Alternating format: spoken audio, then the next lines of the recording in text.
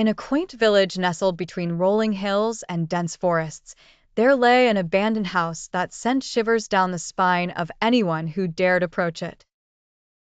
Whispers of a cursed doll kept within its walls were the subject of many a fireside tale. The doll was said to be the remnant of a young girl named Eliza, who had lived in the house over a century ago.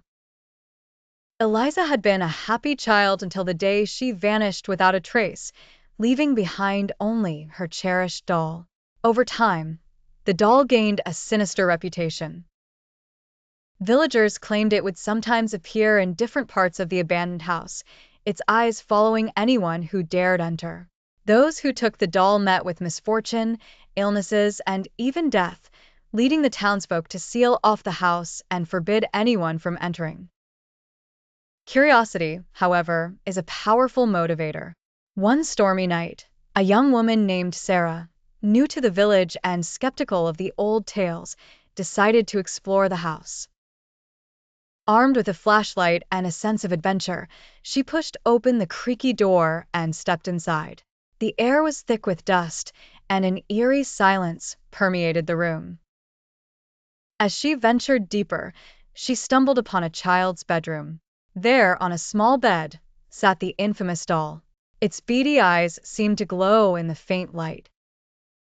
Unperturbed, Sarah picked it up, examining its old-fashioned dress and porcelain face.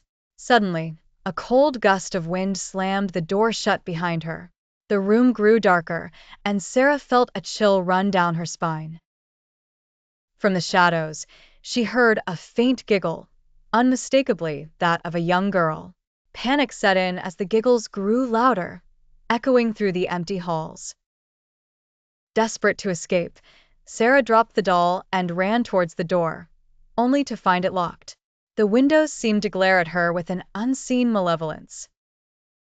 She banged on the door, screaming for help, but her cries were swallowed by the darkness. Just as despair began to take hold, the giggles stopped abruptly. The room was silent once more, except for Sarah's heavy breathing. Summoning her courage, she turned around to see the doll had moved back to the bed, its eyes staring blankly ahead.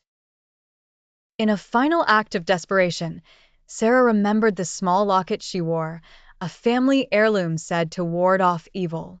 Clutching it tightly, she approached the doll once more. She whispered a prayer and gently placed the locket around the doll's neck. For a moment, nothing happened.